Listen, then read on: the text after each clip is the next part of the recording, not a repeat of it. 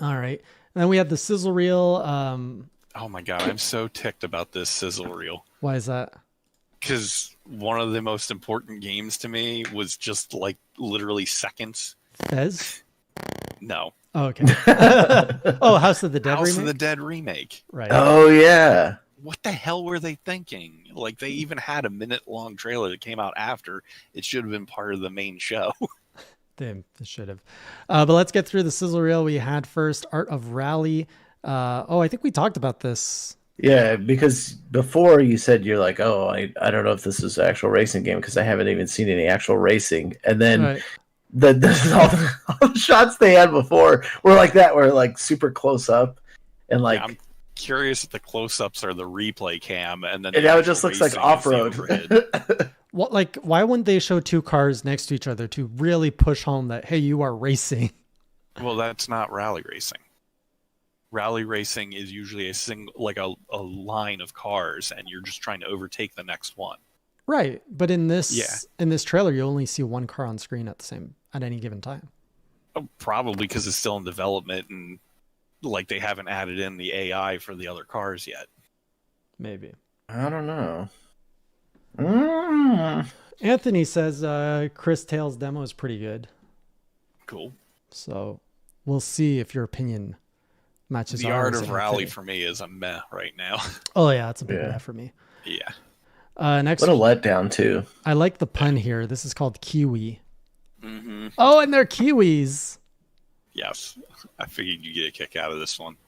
I mean, I already am smiling at this just because of the punniness.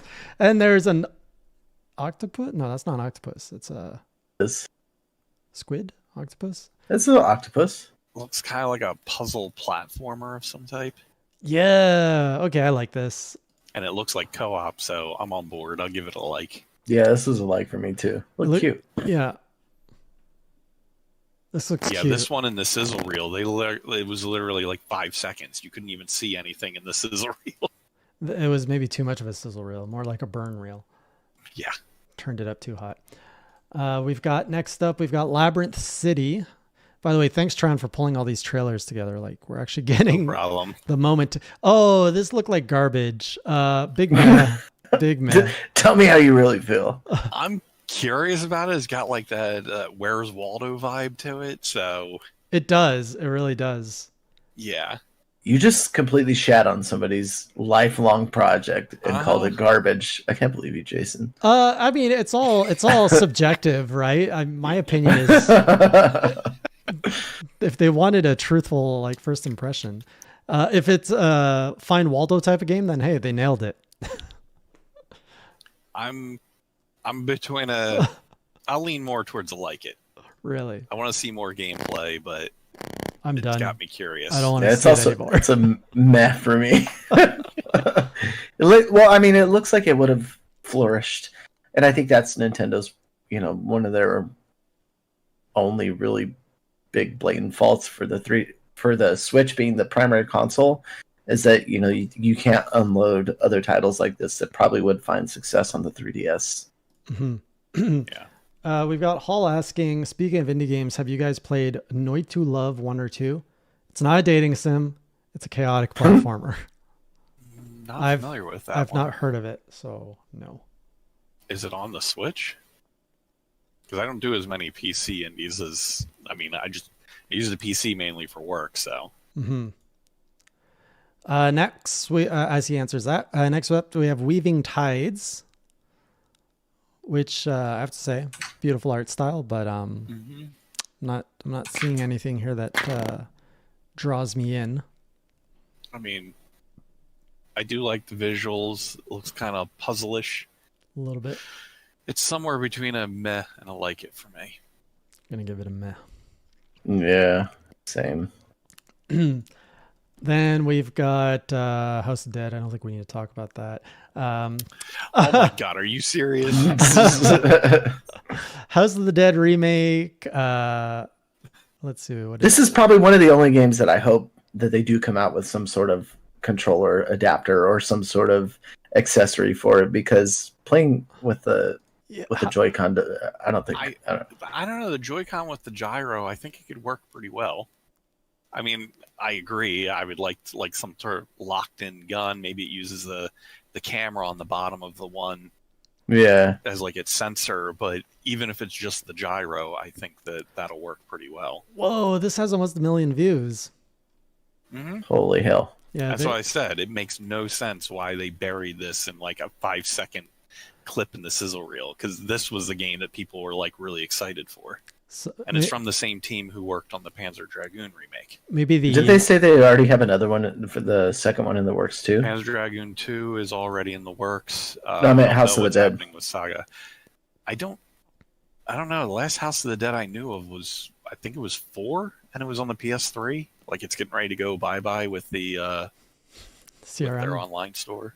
Yeah. No, I could have sworn I saw something that was like the House of the Dead remake, and then they are also currently working on House of the Dead 2 remake as well. But I could be incorrect. See, I've got the 2 and 3 collection on the Wii, and I've also got Overkill. Again, when it came to those light guns on the Wii, my wife and I put so much time into those. They were so good. Speaking of light gun games, we need Link's crossbow training back. You know, they were talking about that on the Spawncast last night. They were joking about it. It was like, such a good game. It was, but it was, God, like an hour long. Like, they would need to actually do more with it. Some experiences just need to be an appetizer sometimes, you know? I was personally, what I was hoping is that when they did the Twilight Princess HD on the Wii, they would have just put it on the disc as an extra. Or as an amiibo bundle, you know? You put as an amiibo extra. Maybe they'll do that with this year for the anniversary. Actually, I found that disc recently with all the moving and stuff. But I also dug up, I had a not for resale Monster Hunter Tri demo for the Wii. That one. Yeah. I've got the actual game and I've got the demo disc with it. Heck yeah. All right, next we've got Beasts of Maravila Island. I mean, it looks pretty. Beasts of Mom Island? Is that what you said? Maravila Island. It looks good. The walking looks terrible. Yeah, the jump looks a little... Everything just moves a little stiff. Yeah. But hopefully that gets ironed out. Because when is that? Oh, it's Pokemon Snap that's ripoff. June. That's right around the corner. Yeah. That's going to get delayed. No, indie games don't get delayed. But I do like the Pokemon Snap-esque like camera or picture taking of the wildlife. Mm-hmm. When is that coming out? That's coming out soon. And Pokemon Snap That's this 2, month. It's like in a week, I think. Wow. I'm not that excited yet. Like I haven't seen enough to like I want to play it, but it's not a day one purchase for me. I saw the latest. Nintendo released it like a day or two ago. It was like an overview video, and they did confirm at least it took them long enough. But it does have gyro built into it, like that's on by default. It's got branching paths. Yeah, and then they've got things where if you do specific things, it'll open up branching paths to go back and revisit the levels to get even more of them. So it looks more in depth than what I was expecting. So I'm hopeful. That's good. 2 more and we're done here with the sizzle. Next up, we've got Fez Blast from the Past. Fez joining us on the Switch. I really love. This was my first indie game that I can really say like won me over into the indie scene. So I love the fact. I'm probably not going to play it again, but I love this game. Well, this was your boy, wasn't he, from Canada? He's not my boy. Fisher is not my boy. But yes, he's from Quebec. I thought, if I remember correctly, this one, like there was some sort of government fund that he got on that funded. So yeah.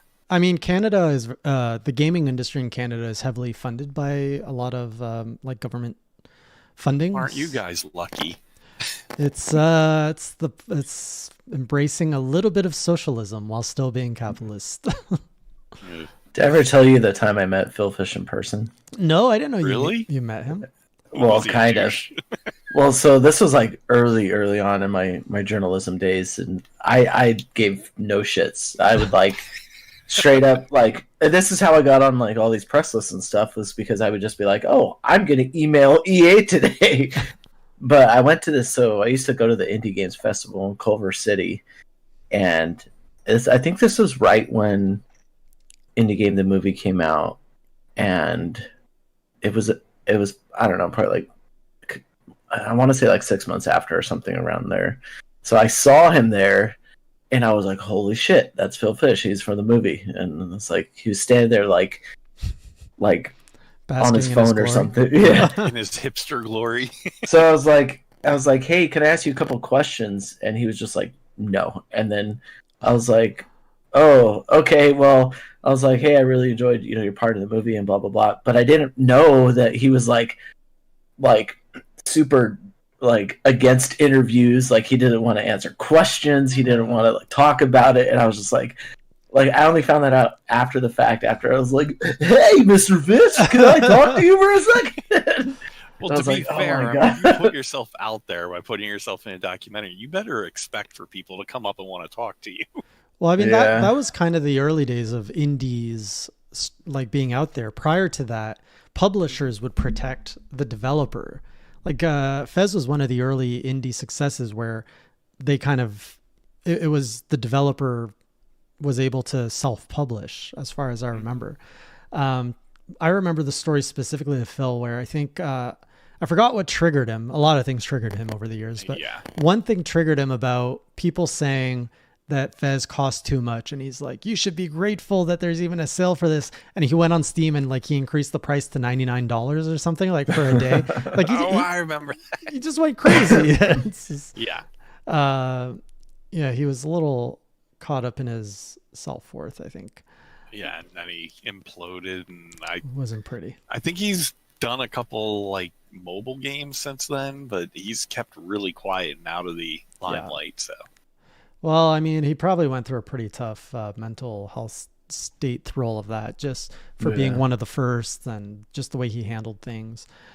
And the last one in the especially when I was going to say, especially compared to Edmund McMillan with Meat Boy, like he was Super far Meat more, Boy. nice about it. yeah, different personalities and Yeah. backgrounds. So the last one was Oxenfree 2, Lost Signals. Is this what I think it is? I'm not sure. I think I tried Oxenfree 1 and I couldn't. Maybe I didn't. I don't know. It's more of a narrative. It's not fully a walking sim, but it's that borderline of a walking sim. Not for me. But he's cutting Curious? trees with lasers. Good Old Games gave me a DRM free copy for Linux years ago, and I just haven't sat down to play it yet. Mm-hmm. But I've always been curious. Meh. I know the first one like reviewed well, but it's a meh from me. Yeah, I'll give it a meh as well. All the narrative stuff. I need to get into my game. Hook me with a game mechanic. Don't hook me with narrative. Yeah, you need gameplay. Yeah. All right. Overall, for that Indie World Showcase, love it, like it, hate it, or meh. Final verdict. There's a lot of meh with just little spikes into the like it. So I guess I gotta lean more towards the meh. I could like it. I think there was enough, and they had Ninja Turtles, which, that was my gem to take away. And I'm like, that's all I need. I just need one game to be excited for. If that was the premiere of Turtles, I would have given it a like it to a love it. Fair. But we'd already known about Turtles, and the only thing that came out of nowhere for me was House of the Dead. Yeah. But that wasn't quite enough to push me over the edge. Yeah, definitely not enough Silk Song Unforgiven. Agreed there. How about you, Greg? I think it averaged, I think overall a like it. I mean, there was, and I can't say, a lot of the stuff that was meh was my own personal preference because it did look visually good.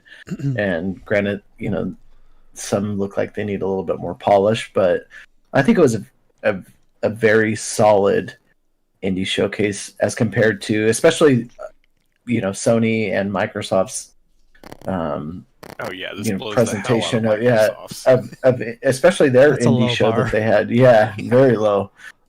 And I think it just stands, again, speaks to Nintendo perfecting what they continue to do well and setting. I think they've really been able to tune in on either raising expectations or keeping them at a level to put out a new game showcase like this. And you, I mean, granted, you didn't know what you were going to get, but I mean, the bar wasn't set as high as Microsoft and then under deliver like they did and just have like a weird format with like streamers talking and stuff. I think they just gave us the games and Yeah, that was so bizarre.